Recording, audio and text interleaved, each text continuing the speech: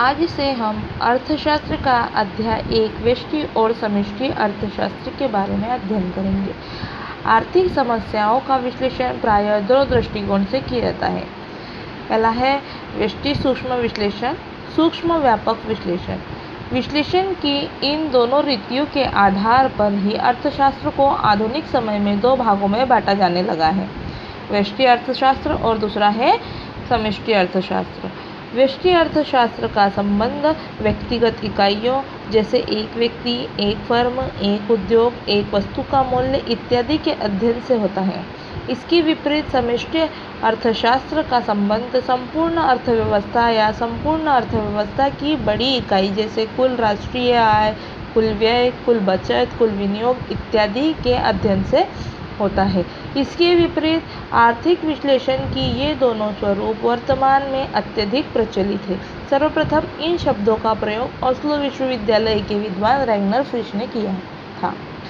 इस अध्याय में हम व्यष्टि अर्थशास्त्र और समष्टि अर्थशास्त्र से संबंधित समस्याओं के बारे में अध्ययन करेंगे। मतलब ये जो लेसन है, ये जो अध्याय है, इसमें क्या बताया गया है कि जो आर्थिक समस्या का विश्लेषण था उसके दो दृष्टिकोण थे। एक व्यष्टि मतलब सूक्ष्म विश्लेषण और दूसरा है समष्टि मतलब व्यापक विश्लेषण।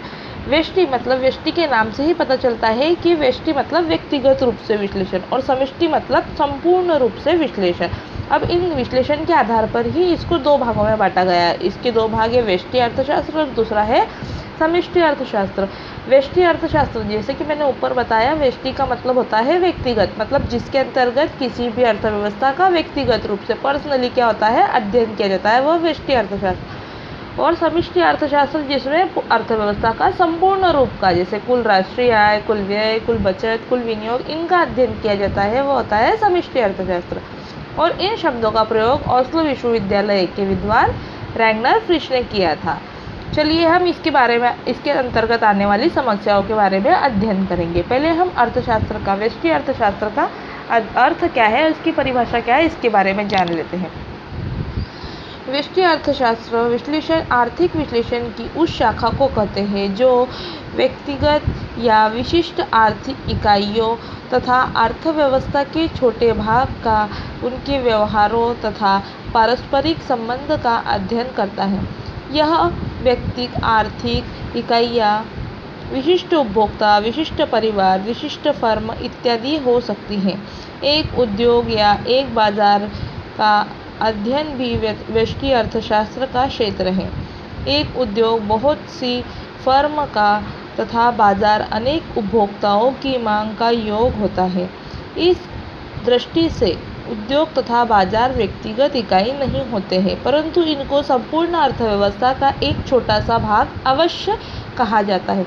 मतलब क्या बोला गया है कि व्यष्टि अर्थशास्त्र, जैसा हमने ऊपर पढ़ा कि व्यष्टि अर्थशास्त्र में व्यक्तिगत रूप में व्यक्तिगत इकाइयों का अध्ययन किया जाता है, तो ठीक उसी प्रकार से हम कह सकते हैं कि व्यष्टि अर्थशास्त्र क्या है कि बड़े से उद्योग के छोटे भाग का व्यवहार, छोटे भाग में होने वाले व्यवहारों का तथा उन व्यवहारों के कैसे पारस्परिक संबंधों का अध्ययन किसके अंतर्गत किया जाता है, व्यष्टि अर्थशास्त्र के अंतर्गत किया जाता है।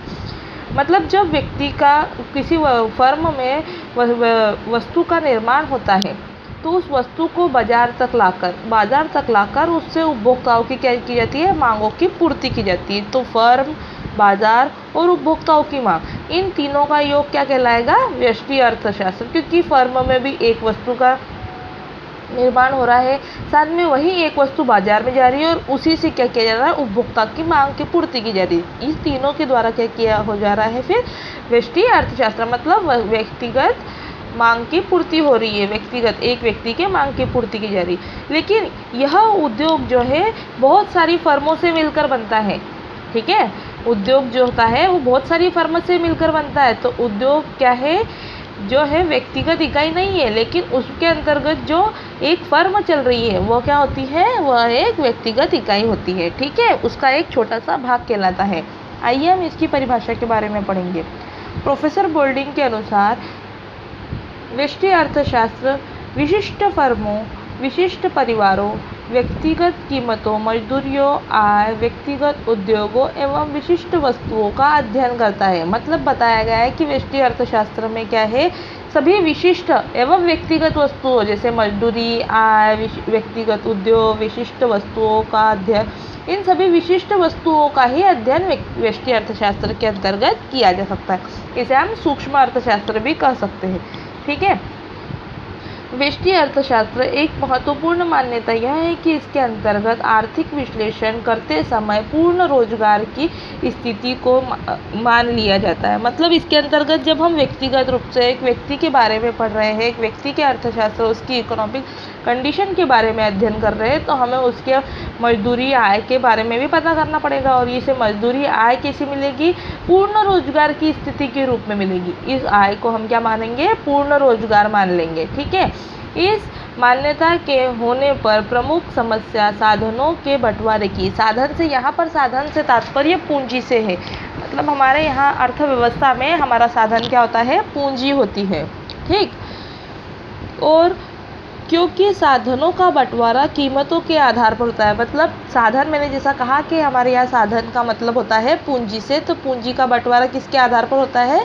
उसकी कीमतों के आधार पर होता है। इसलिए इसे हम कीमत सिद्धांत भी कहते हैं। ठीक। अब हम इसकी परिभाषा पढ़ेंगे प्रोफेसर शुल्ज के अनुसार। इसकी दूसरी परिभाषा ये, जो कि बहुत ही ईजी है। व्यष्टि अर्थशास्त्र का मुख्य यंत्र कीमत सिद्धांत है। जैसे मैंने बताया है कि जैसे व्यक्ति अगर कार्य करता है तो उसका क्या दिया जाता है? उसे पारिश्रमिक दिया जाता है, उसको उसका मेहनताना दिया जाता है, मजदूरी दी जाती है, वेतन दिया जाता है। तो ये सभी क्या है? कीमत सिद्धांत के अंतर्गत आते हैं। आइए हम अभी व्यष्टि अर्थशास्त्र की विशेषताओं के बारे में अध्ययन करेंगे। इसकी 4 विशेषताएं बताई गई। पहली है व्यक्तिगत इकाइयों का अध्ययन। व्यक्तिगत, जैसे व्यष्टि अर्थशास्त्र के नाम मात्र से हमें पता चलता है कि व्यक्तिगत, यहाँ पर व्यक्तिगत ही इकाई का अध्ययन किया जाता है, ना कि समूह में अध्ययन किया जाता है। ठीक है। जैसा व्यष्टि अर्थशास्त्र में व्यक्तिगत या विशिष्ट इकाइयों का अध्ययन किया जाता है, इसका संबंध समूह के योग से के अध्ययन से नहीं होता है। मतलब इसमें केवल एक ही सिंगल ही इकाइयों का अध्ययन किया जाता है अलग अलग रूप में। दूसरा है छोटे भाग का अध्ययन। इसके अंतर्गत छोटे छोटे भागों का अध्ययन किया जाता है। जैसे व्यष्टि अर्थशास्त्र में अर्थव्यवस्था के छोटे छोटे भाग का अध्ययन किया जाता है। इसी दृष्टि से एक उद्योग बाजार का अध्ययन व्यष्टि अर्थशास्त्र में किया जाता है। यद्यपि उद्योग फर्मों से मिलकर बनता है, परंतु अर्थव्यवस्था का एक छोटा भाग होता है। मतलब जो उद्योग होता है वो बहुत सारी फर्मों से मिलकर बना है, लेकिन फिर भी वह अर्थव्यवस्था का क्या होता है? एक छोटा सा भाग होता है। और ये छोटा सा भाग का हम अध्ययन किसमें करते हैं? व्यष्टि अर्थशास्त्र में करते हैं। पूर्ण रोजगार मान्यता। व्यष्टि अर्थशास्त्र का अध्ययन करते समय पूर्ण रोजगार की मान्यता को लेकर चला जाता है। मतलब जब व्यक्ति कार्य करता है तो उसको उसका क्या दिया जाता है? पारिश्रमिक, मतलब उसको उसका पूर्ण रोजगार दिया जाता है। यह भी व्यष्टि अर्थशास्त्र की एक विशेषता हुई। फिर कीमत सिद्धांत। पूर्ण रोजगार की मान्यता के कारण प्रमुख समस्या साधन के बंटवारे की, अर्थात पूंजी के, कैपिटल के, हमारे पारिश्रमिक के बंटवारे की आती है। और यह कीमतों के आधार पर ही किया जाता है। मतलब जब व्यक्ति को प्रॉफिट होता है, जब व्यक्ति को लाभ होता है व्यवसाय में, जब व्यक्ति को अच्छा मेहनताना प्राप्त करना होता है, तो जो वो वस्तु का विक्रय करता है उसी के आधार पर उसे क्या मिलता है? पूर्ण रोजगार मिलता है। पूर्ण रोजगार को हम क्या कहते हैं? कीमत सिद्धांत के अंतर्गत लेते हैं। इसीलिए कीमत सिद्धांत इसका मुख्य विषय होता है, क्योंकि हमें मजदूरी की, हम व्यक्तिगत आय की गणना करते हैं तो हमें कीमत पता होनी चाहिए, हमें मजदूरी पता होनी चाहिए कि व्यक्ति को किस प्रकार आय प्राप्त हो रही है, तभी तो हम क्या कर सकते हैं? उसकी कीमत ज्ञात कर सकते हैं और इस कीमत सिद्धांत को अपना सकते हैं। ठीक है। यह हुई हमारी व्यष्टि अर्थशास्त्र की विशेषताएं, जो कि 4 थी। अब हम व्यष्टि अर्थशास्त्र का महत्व पढ़ेंगे। व्यष्टि अर्थशास्त्र के 6 महत्व बताए गए हैं। पहला है संपूर्ण अर्थव्यवस्था के व्यवहार को समझने में सहायक। क्योंकि वैयक्तिक आर्थिक इकाइयाँ ही मिलकर संपूर्ण अर्थव्यवस्था का निर्माण करती हैं। इसीलिए वैयक्तिक इकाइयों का आर्थिक व्यवहार संपूर्ण अर्थव्यवस्था को प्रभावित करता है। अतः संपूर्ण अर्थव्यवस्था को समझने के लिए यह आवश्यक है कि विभिन्न वैयक्तिक आर्थिक इकाइयों का विस्तृत अध्ययन किया जाए। मतलब क्या है कि संपूर्ण अर्थव्यवस्था को समझने के लिए क्या किया जाता है? उसको अलग अलग भागों में अध्ययन किया जाता है, और इसका अलग अलग भाग में जब अध्ययन करते हैं तभी हमको संपूर्ण अर्थव्यवस्था के व्यवहार को समझने में यह सहायक होती है कि हमारा अर्थव्यवस्था, हमारा व्यवहार किस प्रकार चल रहा है। ठीक। अब दूसरा है व्यक्तिगत इकाइयों को अपने क्षेत्र में आर्थिक निर्णय लेने में सहायक। व्यक्तिगत इकाई मतलब अलग अलग भाग में बांटने पर जब हमें उसकी व्यक्तिगत रूप से जांच पड़ताल करनी पड़ती है तो हम उसके अंदर जो निर्णय लेते हैं उसमें भी व्यष्टि अर्थशास्त्र क्या होता है, सहायक होता है। व्यष्टि अर्थशास्त्र व्यक्तिगत इकाइयों के अपने अपने क्षेत्र के आर्थिक समस्याओं के संबंध में निर्णय लेने में मदद करता है। एक उपभोक्ता अपना व्यय किस प्रकार करे, एक फर्म अपने उत्पादन तथा कीमत को किस प्रकार समायोजित करे कि उसकी उत्पादन लागत न्यूनतम हो सके तथा उसका लाभ अधिकतम हो जाए। मतलब व्यक्ति उद्योग क्यों करता है, व्यवसाय क्यों करता है, क्योंकि उसको कम से कम साधनों में अधिक से अधिक क्या हो, लाभ प्राप्त हो। ये सब समस्या कब आती है, जब हमें अर्थव्यवस्था के बारे में पता होगा तभी हम ये सब कर पाएंगे। जब हम किसी व्यक्तिगत रूप से किसी इकाई के बारे में, उसके क्षेत्र के बारे में पढ़ेंगे, उसी के क्षेत्र के बारे में जानेंगे तो उसके हमारे फर्म में किस प्रकार उत्पादन करना है, उसकी कीमत किस प्रकार निर्धारित करना है, उसे न्यूनतम लागत पर अधिकतम उत्पादन किस प्रकार करना है, ये सभी समस्याओं का अध्ययन हम व्यष्टि अर्थशास्त्र में व्यक्ति की इकाइयों से अपने अपने क्षेत्र के बारे में निर्णय लेके कर सकेंगे। ठीक, अगला पॉइंट है कीमत सिद्धांत के विश्लेषण में सहायक। व्यष्टि अर्थशास्त्र के द्वारा कीमत के सापेक्षिक ढांचे के अध्ययन में मदद मिलती है, अर्थात विशिष्ट वस्तुओं एवं सेवाओं का मूल्य निर्धारण तथा उत्पत्ति के विशिष्ट साधनों का वितरण, जो अर्थशास्त्र का सबसे महत्वपूर्ण विषय है, का अध्ययन केवल व्यष्टि अर्थशास्त्र द्वारा ही संभव है।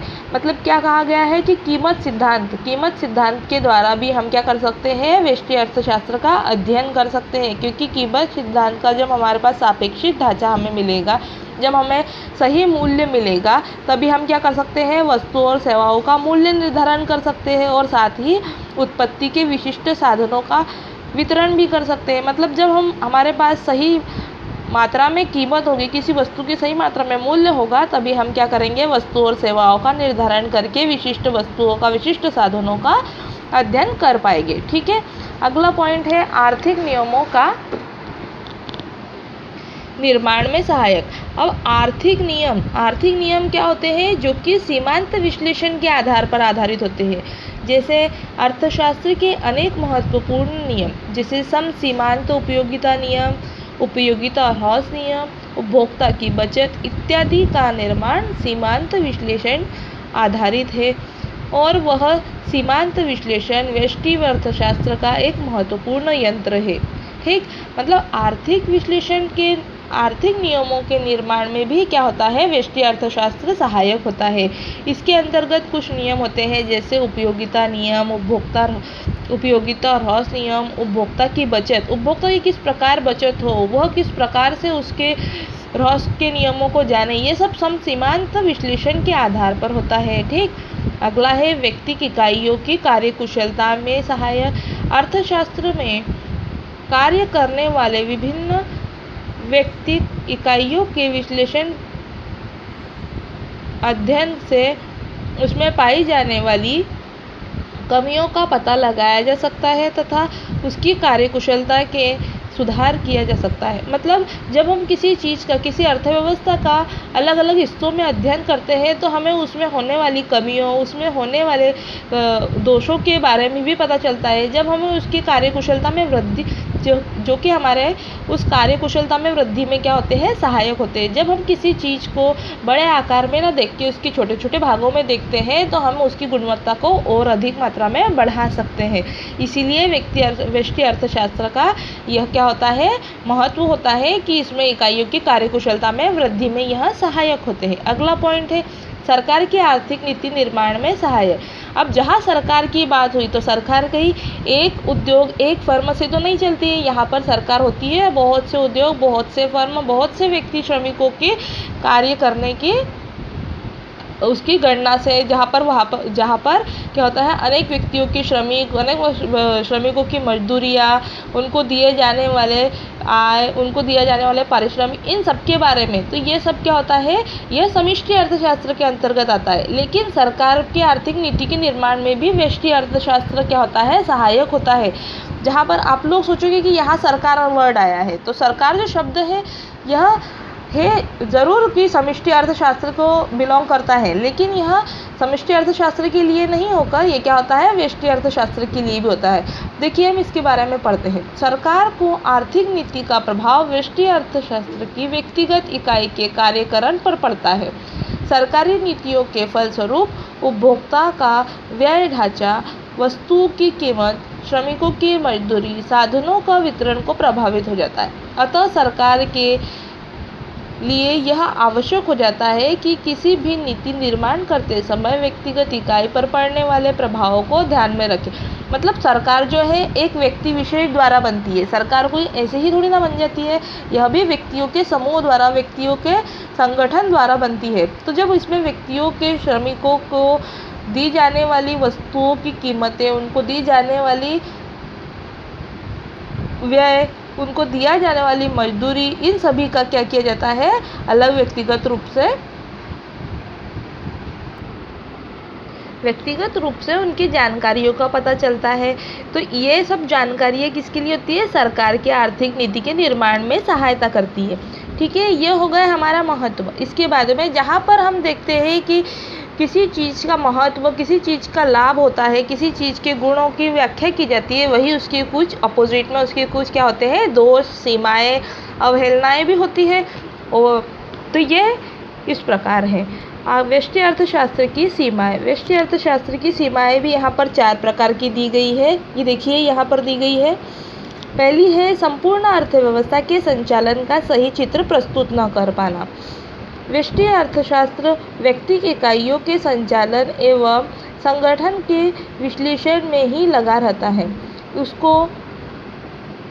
उसके द्वारा संपूर्ण अर्थव्यवस्था के संचालन की ओर कोई ध्यान नहीं दिया जाता है। परिणाम स्वरूप संपूर्ण अर्थव्यवस्था का ज्ञान नहीं प्राप्त होता है। इसकी मतलब संपूर्ण अर्थव्यवस्था के बारे में ज्ञान प्राप्त करना हमारे लिए क्या होता है, असंभव हो जाता है, संभव नहीं होता है।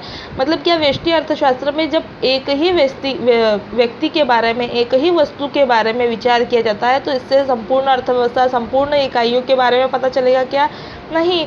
तो इससे क्या होता है कि यह संपूर्ण अर्थव्यवस्था के संचालन में यह सही चित्र नहीं बता पाता है कि संपूर्ण अर्थव्यवस्था किस प्रकार प्रभावित हो रही है, यह उसे नहीं पता चल पाता है। ठीक।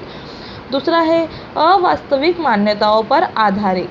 व्यष्टि अर्थशास्त्र के अंतर्गत विश्लेषण कुछ ऐसी अवास्तविक मान्यताएं जैसे पूर्ण प्रतियोगिता, पूर्ण रोजगार इत्यादि के आधार पर आधारित होते हैं। व्यष्टि अर्थशास्त्र वास्तविक जीवन से नहीं पाई जाती। मतलब इसमें क्या बताया जाता है कि जो व्यष्टि अर्थशास्त्र अवास्तविक मान्यताओं पर आधारित है। मतलब इसके अंदर बोला गया है कि व्यष्टि अर्थशास्त्र आर्थिक विश्लेषण की अवास्तविक मान्यताओं से तात्पर्य है पूर्ण प्रतियोगिता, पूर्ण रोजगार, ये दोनों ही क्या है, यह है अवास्तविक मान्यताओं, इन पर आधारित है और जो कि वास्तविक जीवन में नहीं पाई जाती है। यह भी इसकी एक क्या होती है, सीमा होती है। ठीक। तीसरा है व्यष्टि आर्थिक विश्लेषणों के निष्कर्षों का संपूर्ण अर्थव्यवस्था पर लागू न होना। यह आवश्यक नहीं है कि जो निर्णय व्यक्तिगत इकाइयों के लिए उचित हो वह संपूर्ण अर्थव्यवस्था के लिए भी उचित हो। मतलब यहाँ बोला गया है कि जो एक व्यक्ति विशेष के लिए, एक व्यक्तिगत इकाई के लिए जो निर्णय लिया जाता है, क्या वह निर्णय सभी अर्थव्यवस्था के लिए, सभी इकाइयों के लिए उचित है क्या?